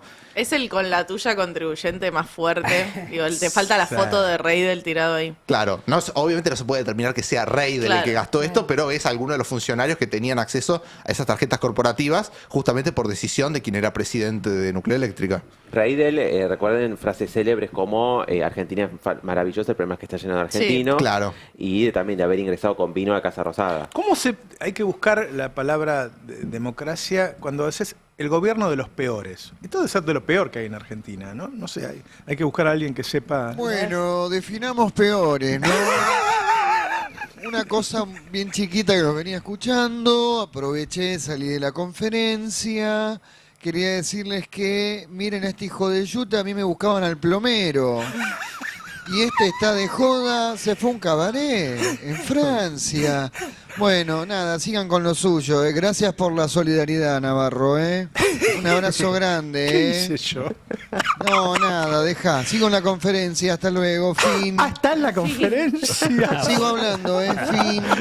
Es ventrílocuo. Todavía no lo llamaron a declarar a él, ¿no? No, a él no lo llamaron a declarar. Lo que hoy esta semana justamente va a ser semana también de declaraciones. También como para contradecir la idea esta que instala el gobierno de que se terminó la causa, que cayó la causa. Bueno, esto, digo, las citaciones de esta semana demuestran que no, la causa se sigue moviendo. Hoy es el turno de Matías Tabar, que es el que fue encargado de las refacciones en la casa de Indio Cuá. Porque parece que después de comprarla Manuel Adorni le hizo una refacción completa. Lo que va a tener que presentar Matías Tabar es justamente las facturas de cuánto le cobró a Manuel Adorni. Y después el miércoles es el turno de Leandro Miano, que es el hijastro de Claudia Sbabo, una de las que le vende el departamento de Caballito, porque supuestamente él y Martín Feijóo eran los que estaban a cargo del negocio en nombre de sus dos madres, o madrastra en este caso, de Claudia Sbabo. Así que bueno, va a tener también que declarar este amigo de Feijóo, que supuestamente es amigo de Manuel Adorni, y por eso es que le acercó justamente el negocio a su madre. Pero bueno, es semana todavía de declaraciones sobre esto.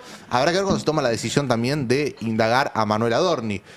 Claro. Van der Koy en Clarín decía, bueno, ahora con todo esto que hicieron, de todas maneras, les pueden aparecer más cosas, y después dicen negrita, hay más cosas. Hay más cosas. Claro. Siempre las notas de Van der Koy bordean la amenaza. Están ahí, viste, tantos años viendo gobiernos que ya les puso, hay más cosas. Hay más cosas. No, cuando lo leí. Ahora llega un momento que uno pregunta cuánto más puede haber, o sea, cuántos más lugares podés haber viajado. Porque no te dan 2 años para tanto. Lo poco que leí es que la mujer invitaba a las mamis a España, todo, sí, con la plata de la jefatura. Parece que Tailade lo que tiene es justamente ese chat. De las mamis. Sí. Eso lo negó Adorni, no negó lo otro de Tailade, que fue la denuncia por supuestos gastos de su esposa, de la custodia, digamos, esto de que supuestamente la buscaban en un boliche a las 4 de la mañana a la custodia. Sí, lo otro sobre esto, lo que hizo el gobierno fue presentar una denuncia por espionaje, que también es una forma de admitir, digamos, si alguien dice eso, de que usaste la custodia para usos personales y para ir a un boliche, y vos no decís mintió, sino que decís me espiaste, es porque da a entender que es verdad. Ellos a veces dicen las dos cosas juntas, ¿viste? ¿Viste como el ministro de Economía que a la mañana dice el riesgo país no baja por el riesgo Cuca, y a la tarde dice es imposible que el kirchnerismo vuelva? Habría que ponerse de acuerdo. Y están desorientados, los chicos están desorientados. Sí. Está claro que cuando ya además lo muestran, ¿no? Yo siempre pensaba en los primeros años, cuando siempre hablábamos, ¿no? Los desbordes de Milei, cómo iba a reaccionar Milei cuando la economía le esté yendo mal. Y era algo que ya habíamos dicho que iba a pasar. Claro, que iba a pasar. Y ya es una droga verlo a Milei en los momentos que hace las exposiciones. Digo, es una droga en el sentido de, ¿vieron las caras que pone, las manos cómo utiliza, digamos, es una persona que está desbordada. Y aparte las cosas que dice, ¿viste? Cuando empezó a decir algo vinculado con, bueno, me pueden agredir, yo también puedo agredir o puedo insultar, y después empieza a hacer asociación de pedófilos, zoófilos, y tú, pero ¿viste qué está hablando? Sí, Digamos, vos agarrás y decís, pero es una persona que está desbordada. No tiene la más mínima templanza, ¿no? O está muy arriba, muy abajo, no se puede mantener en un lugar. Esa cara del otro día cuando le gritaba chorros a los periodistas, claro, fue una cara de desesperación, no sé cómo... Pero porque el económico, que teóricamente él era el genio de todos los genios, le está yendo, pero mal, pero muy mal le está yendo. No tiene lo que mostrar, porque el domingo también, ahí lo publiqué, va a salir el dato de inflación.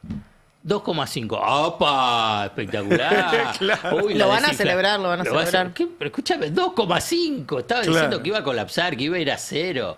Digamos, cuando teóricamente tenía que seguir bajando. Entonces, y que el 2,5, 2,6 van a festejar. Digamos, es un fracaso estrepitoso. Cada vez le cuesta más igual sostener esa batalla. ¿Los empresarios preocupados por la desigualdad? No sé si están preocupados por la desigualdad, pero lo que están preocupados es por cómo ven el escenario de ventas en consumo masivo. La semana pasada hubo, viste que todas las semanas está habiendo foros donde va el presidente, va Caputo, van, y bueno, y ahí hay mesas también donde hablan a veces los referentes de las empresas más importantes. Allí estuvieron de varias empresas de consumo masivo, que venden cerveza, que venden productos, que venden pañales, que venden distintas marcas internacionales, pero que ahora están también en manos de empresas locales. Bueno, y también lácteas, bueno, uno conversó con distintos de ellos. ¿Qué dicen?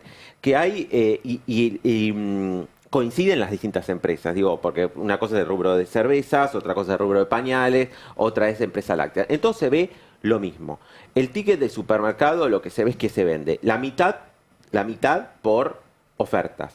La segunda, el 50, el 3x4, todo eso. La mitad de lo que se vende en consumo masivo hoy, que viene cayendo mes tras mes, es por ofertas. Y por el otro lado, lo que más se vende son los productos que son o muy premium o muy baratos. Claro. Te paro un poquito en el tema de que la mitad son ofertas. Vos sabés que no te da la ecuación. Si vos, eso está hecho para vender un 10 o un 15%. Entonces vos traés la gente con eso y le vendés lo otro. Si te compran la mitad, te rompen el número, ¿se entiende? No, a ver, poner que el margen bruto que trabaja el supermercado es un 30%. Y en las ofertas trabaja en 0. Claro. Para que te cierren los números, la oferta no debe ser más del 10% de las ventas. ¿Ok? Cuando se te van al 50, te rompe y no te alcanza para cubrir los gastos fijos. Después tenés sobre esta cuestión de la desigualdad, ¿no? Cada vez se vende, por ejemplo, una empresa láctea, cada vez vende menos sachet de leche, pero vende yogur griego que está de moda porque es saludable ahora, qué sé yo, sí. Claro. Y es caro. Claro. Lo mismo pasa con las líneas de pañales. Ven que los más caros les está yendo muy bien o los que son muy baratos. ¿Qué están haciendo muchas de estas empresas? Es decir, bueno, intentamos sacar nuevas líneas que sean o muy baratas o incluso más premium para que justamente captar ese segmento del consumidor. Hablaron distintos empresarios de empresas importantes. Voy a leer textual porque estuvo, por ejemplo, también Ricky Sarkany en uno de estos paneles que comentaba, en este caso, sobre los vaivenes o de lo que significa el contraste, ¿no?, entre la administración pasada y los distintos modelos.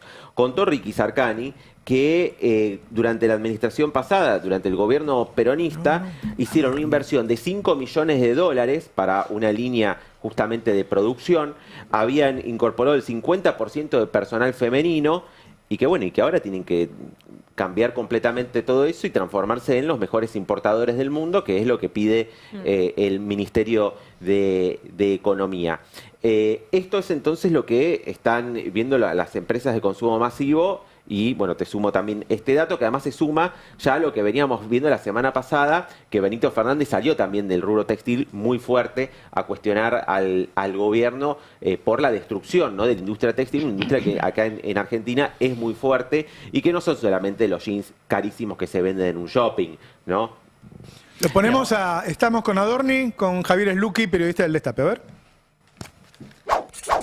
Durante estos 10 días, dado que no hubo ninguna medida oficial en el boletín oficial justamente que lo respalde, Y por otra parte, hubo una reciente encuesta de Atlas Intel que predijo la victoria del presidente Milei en 2023, que mostró que ahora el presidente tiene una imagen negativa del 62%, que un 59% según una mala evaluación del gobierno, y casi un 70% evalúa que la economía está mal.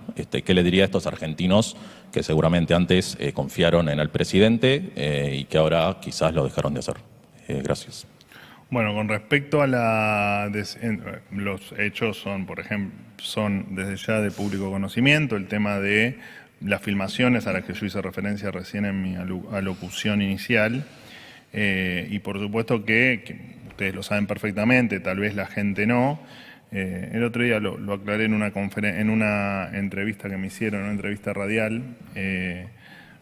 La seguridad del presidente depende de Casa Militar, y Casa Militar es la encargada de bregar por la seguridad presidencial, y efectivamente las medidas que se toman en virtud de la seguridad del presidente, obviamente que corresponde hacerlas a Casa Militar. Por supuesto que en el caso de ustedes me refiero en términos de ser los periodistas acreditados o medios acreditados, y ustedes los periodistas autorizados para el ingreso a Casa Rosada, la Secretaría de Comunicación trabajó en conjunto con Casa Militar, no solo para lo que ocurrió, sino también entiendo que hay nuevos protocolos que están conviviendo con ustedes desde hoy, y que por supuesto se irán ajustando a medida vaya pasando el tiempo. De todas maneras, repito, todo es en pos de la seguridad del presidente y de la seguridad en realidad Casa Militar se encarga también del cuidado de la casa, y en este caso también es su responsabilidad el cuidado no solo del presidente, sino de todos los que estamos aquí en Casa Rosada.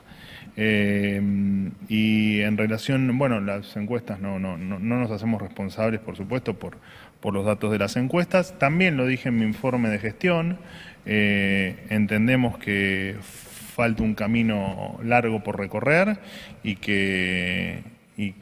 pero independientemente de eso no nos basamos en encuestas, lo ha dicho el presidente, no gobernamos por encuestas, o al menos no lo hacemos en virtud de comentarios que pueda haber o análisis periodísticos que pueda haber por determinadas encuestas. De todas maneras, te tomo el dato, por supuesto, y todos los días trabajamos para que Argentina esté, valga la redundancia, cada día mejor, y que esté más abierta al mundo, que esté con mayor crecimiento, con menor tasa de desempleo, con mayores salarios, con menor inflación, y con todo para lo que efectivamente, que vos sí haces referencia en la encuesta, para todo lo que los argentinos votaron, ¿no? Que es tal vez cambiar un modelo de aislamiento del mundo, de empobrecimiento y de otro montón de cuestiones que evidentemente en el 2023 ya no era soportado por la sociedad argentina. Y me parece también que ese camino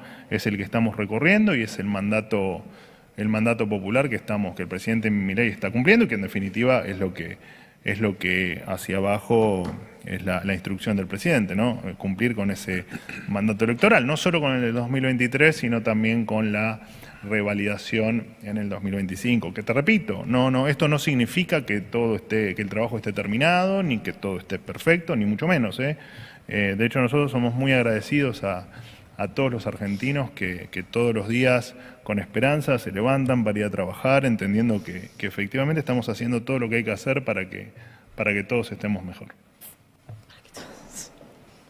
Está menos Obrador, Hola, Manuel, ¿no? Me ¿qué parece tal? a mí. Jaime Rosenberg, de La Nación. Sí, está Bien. en tono, incluso con lo que fue la semana pasada la exposición en el Congreso, que fue muy tranquila, que quien justamente provocó fue el presidente, no Claro. el jefe, no en este caso el jefe de gabinete. Ahí había habido una orden de Cristina a los que la representan en el bloque de no prenderse en las provocaciones. La joda. Claro. De todas maneras, el tipo se está sosteniendo. Hay que ver qué cosas van a aparecer en la justicia para mantener el tema vigente. A mí me parece que también, si el presidente lo quiere sostener, va a ser difícil para los medios mantenerlo en agenda siempre. ¿no? Hay un momento en que la gente deja de interesarle, qué sé yo, como cuando hablan de la AFA. La gente ya lo pasa, cuando se sabe, no le interesa que le sigan hablando de la AFA. Me parece que con Adorni va a pasar lo mismo. En algún momento la gente va a decir, loco, hablemos de que no me alcanza la guita a mí, no de Adorni. Claro. Los tipos decidieron sostenerlo. Es el triunfo de la corrupción, o sea, no pasa nada. Yo no sé, viste, cuál es la relación entre ellos, si el tipo sabe demasiado, no sé. Nunca vi una cosa así tan obvia, porque yo me acuerdo cuando Clarín presionaba a Cristina para que eche a Moreno, y Cristina no lo echaba, pero no era por corrupción. O sea, el tipo estaba, no digo, no le estoy dando un certificado de buena conducta, pero digo, las acusaciones no eran por eso. Eran por otras cosas que le hacía Clarín. Y Cristina no se lo largaba, pero no estaba defendiendo a alguien que estaba acusado de corrupción. En este caso es demasiado evidente. Lo que pasó, pasó. Después parece chico, grande. Pero pasó. Todos sabemos que pasó. Que se fue de vacaciones 10 veces. Todo eso ya pasó. Que no puede demostrar la guita. La verdad que da la impresión como que se están defendiendo ellos mismos. Que Milei dice, si lo largo a este tipo, voy a tener a uno enojado afuera. Y va a empezar a hablar del caso Libra. No sé.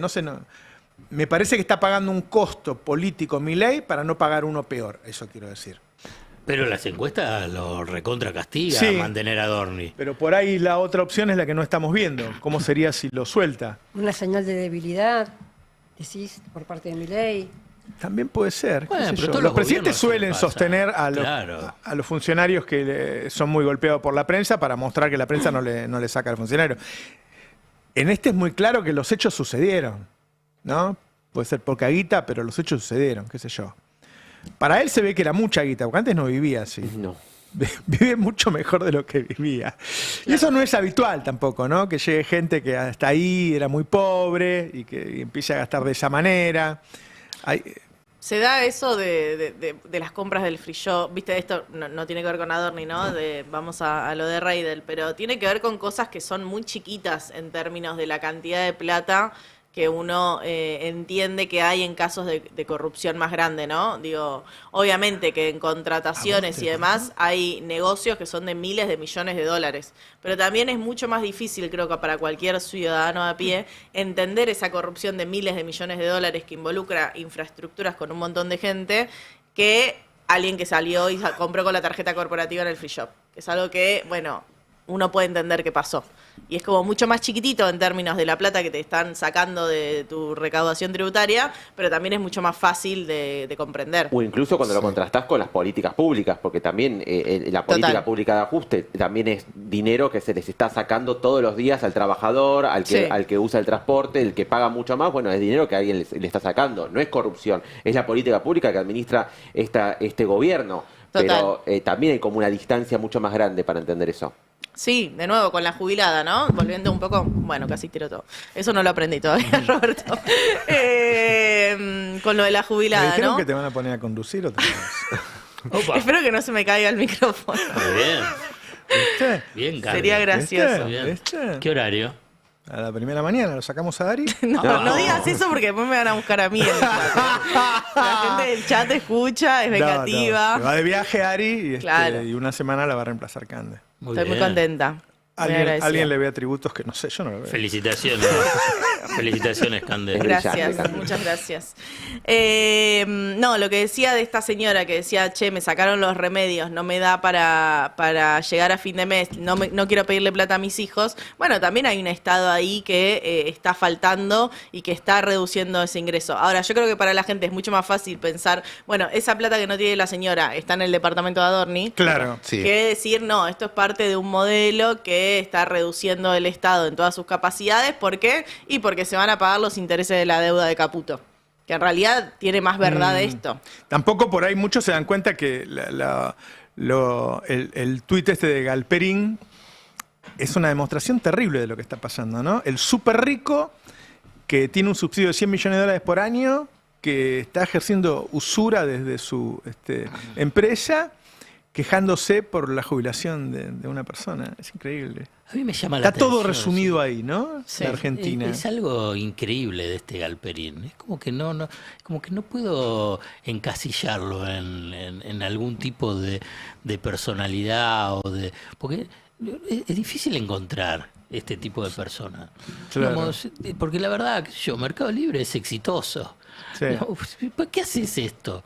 Es como que, no sé, nadie le puede decir, obviamente que nadie le puede decir o nadie le dice, no hagas semejante pelotudez, no puede ser tan boludo para la gente. Digamos, o si querés, tan cruel, Tan cruel. tan HDP, digamos.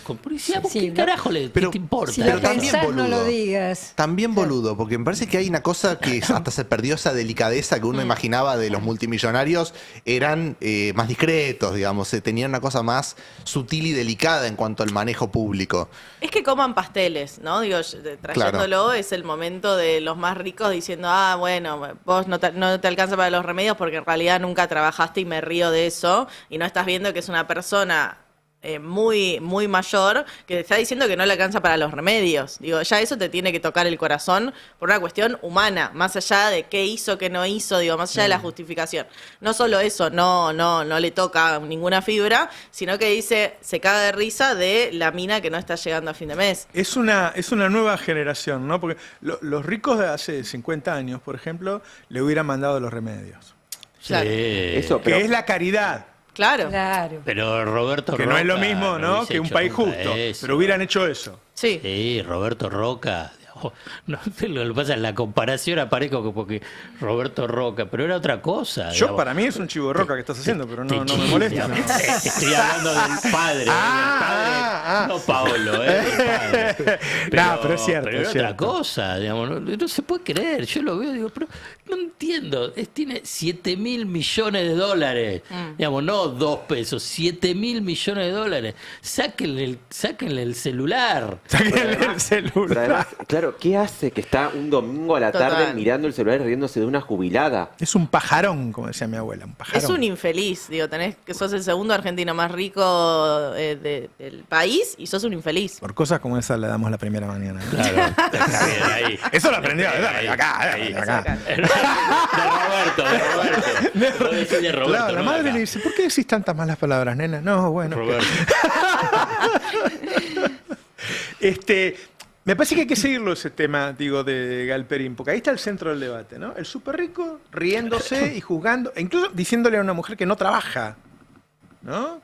Que es obvio que trabaja, qué sé yo, no sé, es un debate que para mí lo que faltó como debate en ese momento, cuando surgió todo eso, es cómo se iba a financiar a largo plazo el sistema, ¿no? Porque si uno quiere hacer una mayor distribución, tiene que tener claro que tiene la potencia, el poder para que haya gente que pague más impuestos para financiar eso.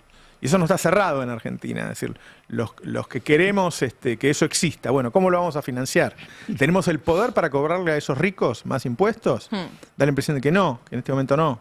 ¿Y cómo vas a fomentar el trabajo registrado, que al fin y al cabo es el que paga las contribuciones patronales, que ahora no las va a pagar por la reforma laboral y este incentivo de que formalicen a los empleadores y por ende se le baja sustancialmente las contribuciones patronales los primeros 5 años? Hay un trabajo que es, en cuanto a ANSES, en cuanto a la seguridad social, tiene que ver con generar puestos de trabajo registrado que te sostengan el sistema. Porque mal que mal las moratorias, la gente pagaba su moratoria, paga su moratoria, se le descuenta todos los meses de esa jubilación mínima un porcentaje para ir pagando esa moratoria. Pero bueno, si vos tenés un mercado laboral que cada vez expulsa más trabajadores, como en los últimos 2 años, de manera muy acrecentada, y vas a tener un problema de seguridad social más profundo en los próximos años. Es un problema a nivel global el tema del sistema previsional. Tenés mayor expectativa de vida, menos trabajadores formales y por consiguiente está claro, es el punto central lo que vos decís, Roberto. Bueno, la sociedad tiene que llegar a un nuevo pacto previsional. Claro. Decir, bueno, a ver cómo lo vamos a financiar. Claro, y que abandone esa idea de que solamente el sistema previsional se financia a sí mismo a través de los aportes. Quizás, sea la hora de aceptar que, bueno, tiene que haber sistemas previsionales que también se nutran de financiamiento por parte de otras fuentes, que no sean solamente los aportes de los empleados Cuanto actuales. más concentrada esté la generación de riqueza, más demanda va a haber de la población a esos pocos ricos que hay. Y como esos pocos ricos, obviamente, como son pocos y son ricos, están empoderados, no se lo va a sacar nunca. Entonces lo que hay que distribuir es la generación de riqueza. No que haya 5 ricos y estemos todos rezando para que nos tire una migaja. Es decir, el problema que está habiendo, la concentración en la generación de la riqueza. En vez de tener una billetera como tenemos, deberíamos tener 20 billeteras y después billeteritas y qué sé yo. Tiene que haber una política de diferenciación de las grandes empresas a las pymes muy decidida, no un puntito menos acá, no, tiene que haber una política muy decidida. Y después algunas cosas que van a tener, no sé, si el nuevo presidente no toma algunas medidas. Yo no sé si se acuerdan, Alfredo, ¿te acuerdas que la Universidad de San Martín una vez hace un estudio que dice, por cada puesto de trabajo que generan las cadenas de supermercado, destruyen 7? Sí. Con los años, en las grandes superficies fue peor. Se dice que destruyen 10 en este momento. Entonces, vos vas a Europa y están deslocalizadas las cadenas de supermercado, no los encontrás en las grandes urbes. Entonces, están a 30 kilómetros, vas una vez por mes, el resto del mes comprás en los pequeños comercios. En Argentina se puede generar 2 millones de puestos de trabajo. 2 millones de puestos de trabajo con pequeños comercios, que además van a dejar la plata acá, van a gastar acá, no como Carrefour que se la va a llevar afuera, o el otro señor argentino que igual se la lleva afuera. Quiero decir, vas a tener un montón de comerciantes que van a tener laburo, que van a ganar bien y que la van a gastar acá. Bueno, va a haber que romper algunas cosas. Si no rompes algunas cosas, lo que haces es, bueno, yo le doy negocios a Roca, que es lo que me da la impresión de que el peronismo a veces quiere un candidato para eso, para llevarse bien con Roca y que Roca nos perdone la vida. Roca va a ser cada vez más grandote. Digo, ya lo vimos con Mañeto. Uno le dio Canal 13, el otro le dio Radio Mitre, el otro le dio el cable, y ahora otro le dio la Telefónica. Y ahora no podés negociar con Mañeto, porque es demasiado grandote para negociar con él. Entonces, hay que distribuir la generación de riqueza, no los ingresos, y pedirle por favor al rico que nos dé. Y ese es un temón, porque ahora es muy rico para manejarlo. Ahora es muy rico para que la política cambie las reglas.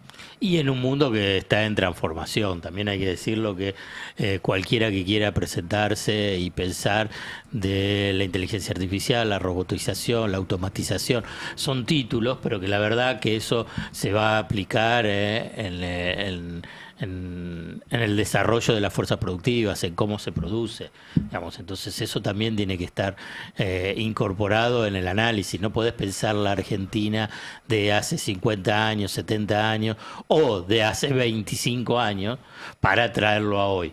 Porque la verdad que te vas a encontrar con otra cosa. En China se prohibió despedir y ser reemplazado por la IA. Y decir que se puede regular eso. Ajá, no sabía. Yo estoy con China online Obsesionado. todo el día. No, yo lo que vi es que... Yo quiero que haya un solo partido acá, listo. Sí, ahí está. Te van a recortar, te van a clipear. Claro que sea peronista. Sí, pero no. Pero ahí lo que no van a recortar es que, lo voy a decir yo, que quien sea el secretario general de ese partido único es Roberto Navarro.